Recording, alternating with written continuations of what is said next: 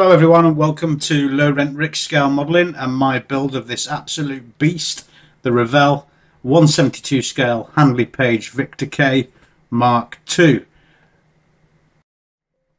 I picked this kit up from my visit to the Lincolnshire Aviation Heritage Centre in East Kirkby near Spilsby in Lincolnshire. At my recent visit there, I made a video about the day which I hope to get finished this weekend, and when I've finished it I'll post a link in the description below. And before we get started, if you haven't already, please consider subscribing to my very small channel and giving the video a like and a comment when you finish watching it. It really helps get the video more popular and gets it some more views, and helps me keep going. So thank you in advance to all those that have already subscribed. We've got a lot coming up in this video actually. It's quite a few firsts. I'm going to be using some enamel for a base or undercoat or primer to get rid of a colour really. The Humbrol Matte 24 came out really yellow, so I'm going to use that as an undercoat, and it's also for a project that I'm going to use this model for later on with a bit of weathering, which I'm not going to cover in this video. What I am going to do though for the first time is I'm actually going to use an airbrush that I've recently picked up. It was a very cheap one, but it turned out quite surprising really, so I'm going to make a video about that too. So on first inspection, the kit looks like it's in really good condition. The sprues look like they're quite good. There are some fitment issues with this kit which I'll cover later, but on first glance there's no flash. The plastic's solid and really thick, and the plane is quite a surprising size. The decal sheet is good quality. I always find it's quite good quality Revell stuff. The decals are quite detailed. Mostly there for 5-7 squadron, which is I think I'm going to lean towards, although it won't be factually accurate. I'm going more for a good looking model and a bit of experience here rather than keeping really close to the facts. So let's get on with the first coat of paint. Now the actual complete build took just under 16 hours all told, with painting, building, and the final paint and the decal fix. So I am going to whip through quite a lot of that by speeding up the video. If there's anything that you spot or anything that you notice that you need a bit more explanation on, I still have all the files, so please do get in touch if there's any questions you've got about the kit, or if anything you want to see. I can always dig that file out and show it to you. So going straight in with the first coat of enamel, this is the Humbrol Matte, watered down basically with 50% white spirit, and I'm going over it quite quickly to get a nice even finish and a nice thin coat over all the surfaces. The plastic is very shiny, and I'm going to finish off after the paint is cured with some acrylics, a mixture actually of Humbrol and Vallejo acrylics to get the colour that I want. So I used both ochre colours, one from each of the manufacturers, and watered them down and used them through the airbrush, but we'll get onto that later. In the meantime, let me just speed through this first paint and get it out of the way.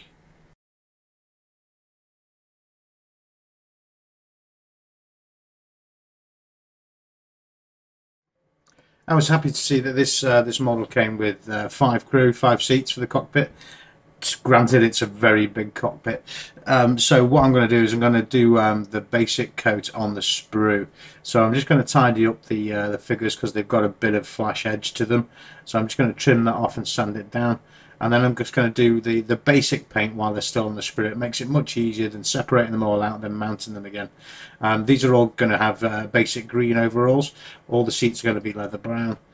So basically do that paint while it's still connected, and it'll save you lots of time afterwards. Once we trim it off, we can touch up the parts where the sprue's been connected, and it'll make the job much easier and much faster.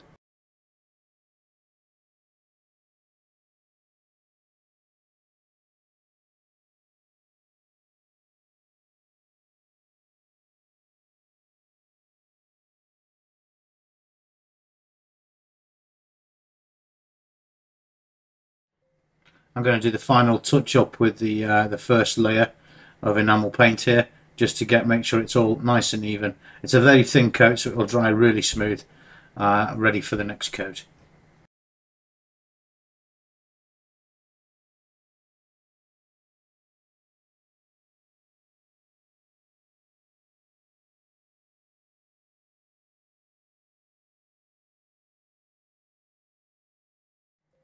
The next coat going on is enamel again. It's a very, very thin coat, but a much, much darker colour, much darker than the final colour that I'm going to use. And the reason for that is that I want it to have a nice contrast from the very thin layers of acrylic that are going to go over the top. And also, as I mentioned earlier, this model is going to be used as a test model for some techniques for chipping and for weathering, so some wearing of the paint, which I'm going to practice on later on because it's got such a large surface area. I want to see what the enamel and the acrylic interact like as 2 or 3 very defined and set coats, one on top of the other, and I'm going to see if I can sort of wear back or chip back down to the enamel to give that weathered effect.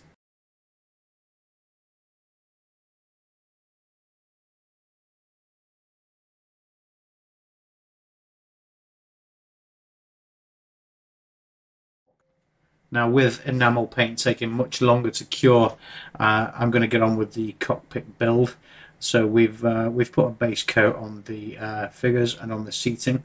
So I'm going to fit the decals for the cockpit instrument panel and get the cockpit basically built up while we wait for those enamel layers to harden off and continue with the build.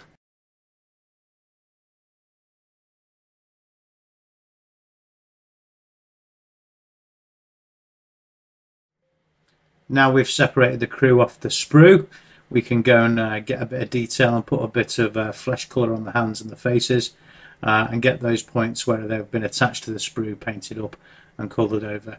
The cockpit went together really easily because there's lots of room to move obviously in there, and the decals went on perfectly as you would expect from Revell decals. If your experience is different, please do leave a comment, but I've built quite a lot of these kits now and I've never had a problem with Revell decals, but I have seen 1 or 2 complain about them. So if you've had a bad experience, please drop it into the comments, particularly with which kit it was, because I'd be interested to have a look for myself.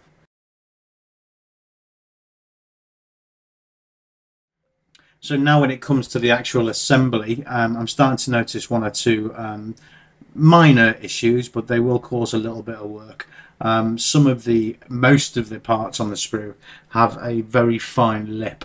When you dry fit or offer up the parts together, you find that there is a pronounced seam going around most of the kit, especially the edges with a curve, such as these parts here and on the fuselage. So what I'm going to have to do is I'm going to have to glue and set these and then go at it with my new file set.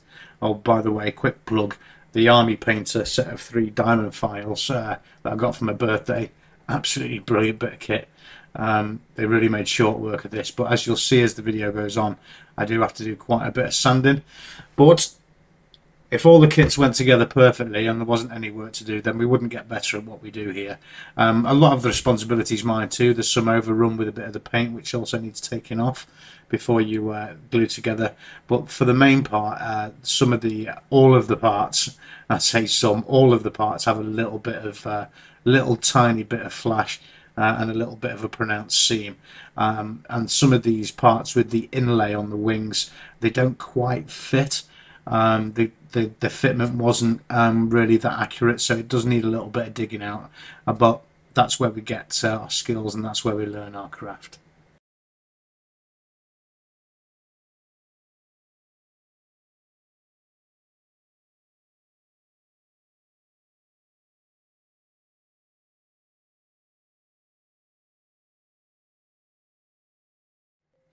Quick break from all the sanding and clamping and gluing just to get the intakes painted up with some nice metallic umbrella enamel.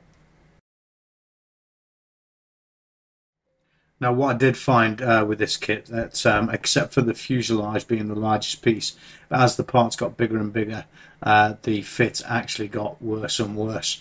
That's probably something to do with the manufacturing process. If any of you know anything about the way that these are made, please do drop a comment for me.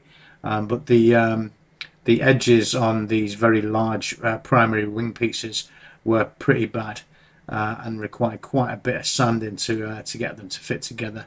The main problem that we'll encounter later on, it was quite a big issue really, and something that Revell really should have sorted out, but when we get to that bit I'll point it out for you.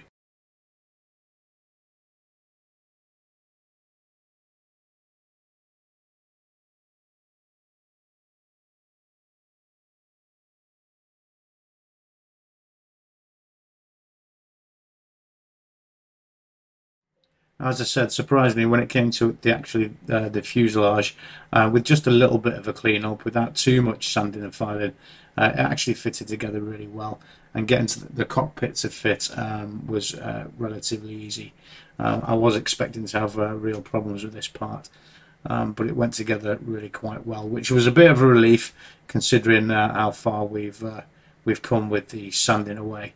Look at this, the huge pile of sanded off sprue there by my wrist. That's about the fourth or fifth big pile that I've gathered after just getting halfway through the build. There's a lot of sanding on this one.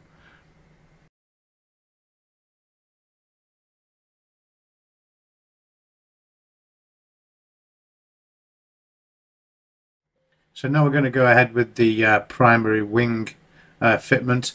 So it was relatively tight to get them into the slot, but I'd prefer that than far too loose. There is a slight gap between fuselage and wing, but nothing we can't handle. It actually, when glued together, it's not really that noticeable of a gap, more around the front towards the cockpit end. But what we have got here is a problem. Now, I'm cutting off some plastic there because there are slots for the end wing pieces to go into the primary wing pieces, but no gap for the slot to fit into. So whether it's an oversight on the model, if anyone's built the model before, please let me know. But what I've had to do there is basically cut off the recess piece and glue it flat, plastic to plastic. So for that, I'm going to use some Power Bond super glue. It really was an oversight because these should just slot in nicely, and so now you've got to mess about. So what I'm going to do is I'm going to clamp and over glue the seams and then sand them back, and getting the wing alignment correct is really difficult. It seems like a simple oversight for those recess holes to not be there. I had a good look at the plastic, and it doesn't look like there's been a flash or an overrun. It just looks like they were never there. So maybe I just got a bad one. Please let me know if you've built this and what you found with that part. But getting this to balance and getting the wings on correctly was quite a bit of a challenge.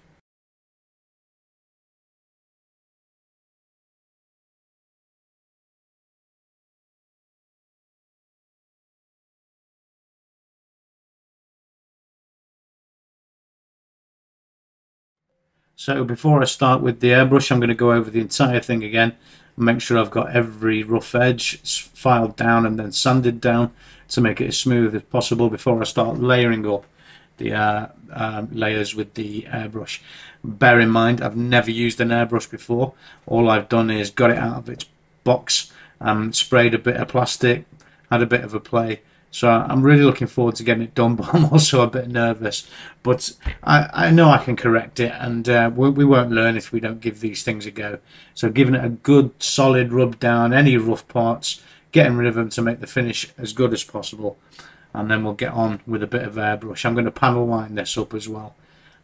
So not only my first time, but my first time doing panel lines with an airbrush. Let's see how I get on with that. So here we go with the airbrush. You will see me stop and adjusting quite a few times as my inexperience shines through. I understand the concept, but what I'm going to do is I'm going to keep playing with it until I get it to run just how I like it, and just see if I can make a nice effect. I am going to go over the model twice, so I'm going to panel line and then do a layer of acrylic, and then I'm going to panel line and do another layer. Because the mix is so thin, I'm hoping to see how far in and how far out I need the effect, and see what sort of effect I get with one coat of acrylic over the panel lines and then a second coat, and then I'll panel line up again and I'll know where to pitch, how deep to have the colour.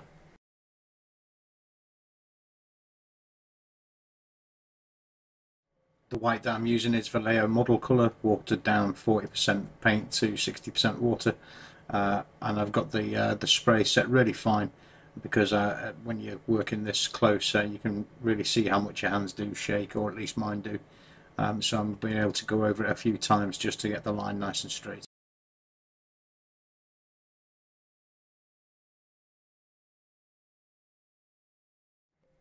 So now we're going to put the first layer of paint over, and what we've got here is a mixture of 25% Humbrol ochre, 25% Vallejo model colour ochre, and 50% water to go through the airbrush.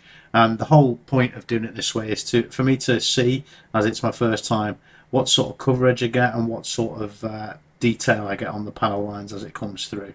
So I'm going to cover the whole model with one good solid thin coat and see what it's like. Then I'm going to put another coat over, and just to see what that balanced effect is like. I've always intended to stick another layer of panel lines on it, and then if it needs it, just to see if I can get that muted panel line effect.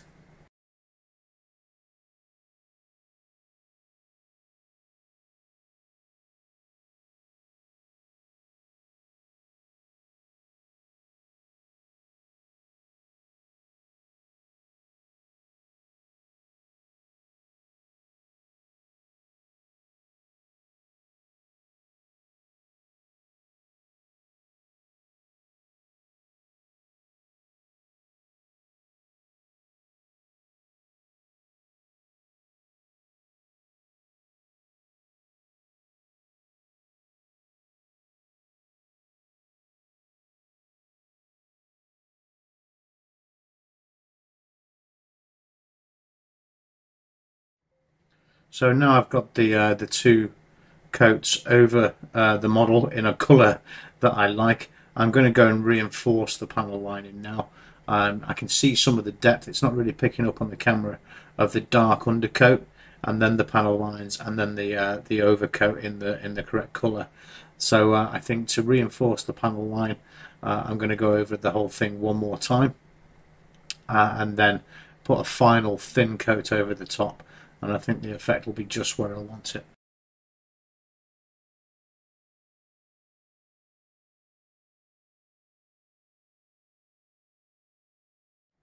For the underside, I'm going to reinforce some of the larger panel lines, but as you can see here, for some of the surfaces, I'm going to use highlighting.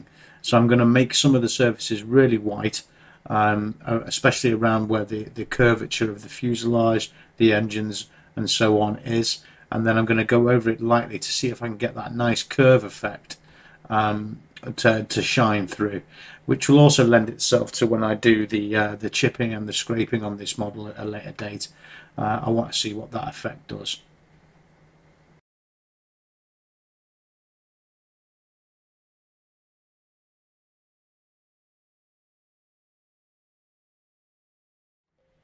Now time for the final top coat of paint. I think I've got it just right, just the mix where I want it to be. So here goes nothing. Let's get this final coat on and see if we've got a nice effect.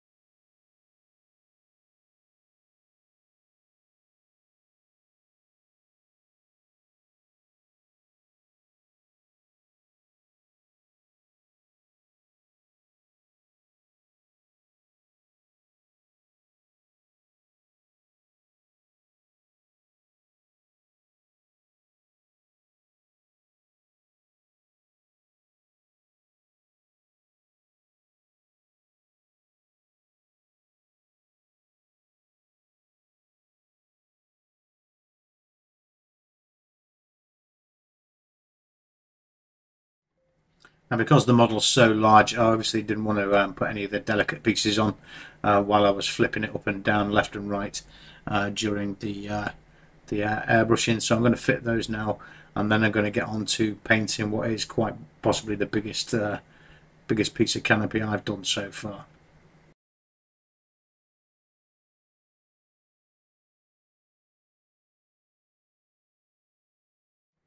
The canopy is really large, It's not one of my favourite things, painting canopies, but it's something I'm pretty bad at, so I always I need a bit of practice at it.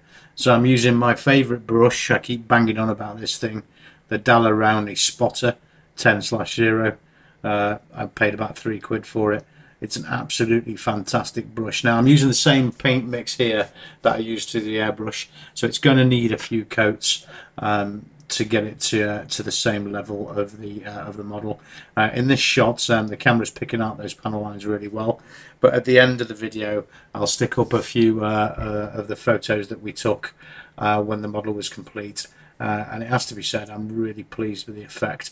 I've often been quite jealous at some of these panel line effect models that I see, and now I've actually just done my first one.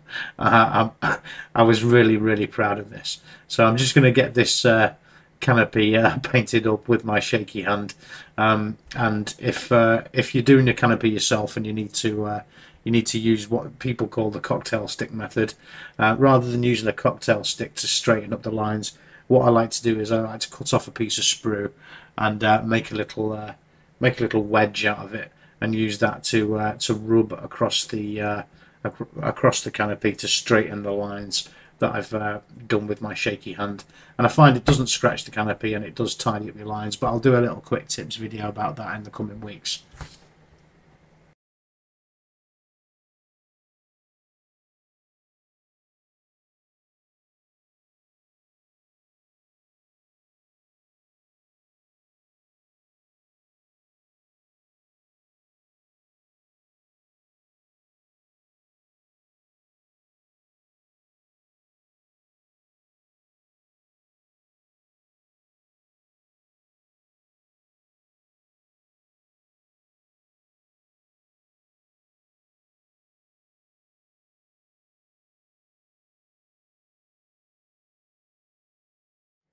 Getting close to the finish now, so I'm going to fit some of the decals. I'm not going to put some of the finer ones on, which you wouldn't be able to see anyway on the camera, because this is, as I say, going to be a test surface model. But I'm going to put enough on so that when it does get glued up on the wall at the back of my filming area, that it looks really good. The decals, great quality, as I say, Revell. The fit, not perfect. But what I do like to do with these ones is I do like to give the area where they're going a quick wet first before I slide the decals off, and it just gives me a lot of options for repositioning. And then just slide the blade underneath the decal just to free it up, and on it goes. Now I made that look very easy. If you try that with some manufacturers' decals, they will just disintegrate under your knife. But these are quite robust, and they can afford me to get a bit sausage fingers with them. And they're pretty tough decals, and they're great quality.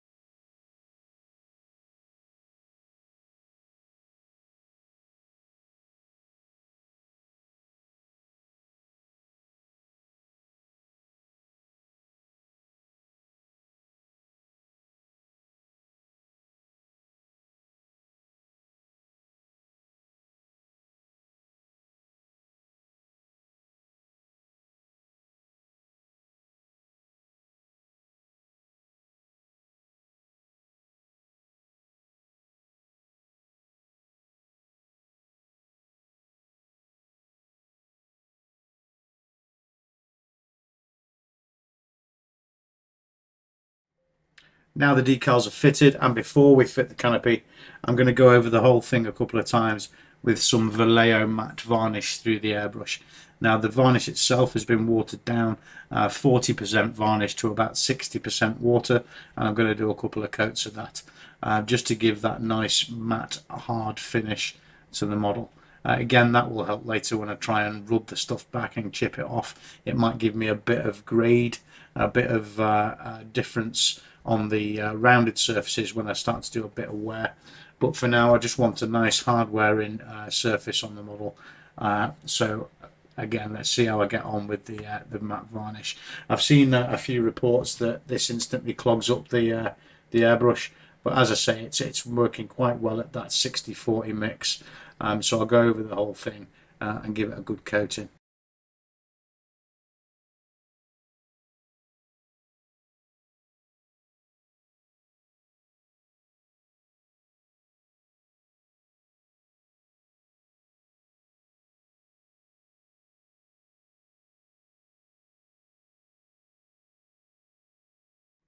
When it came to fitting the canopy, I found that the canopy was too wide for the fuselage, so the curve was too wide, which can, I suppose, happen when the parts have been packed in the box.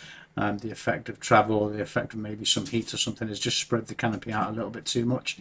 So the way I'm going to fit it is I'm going to power bond or super glue the edge closest to me, then hold it so that it's bonded, and then press down on the other side with a bit of power bond as well, and go around the edges with some Revell contactor just to make sure it sits and it fits nicely.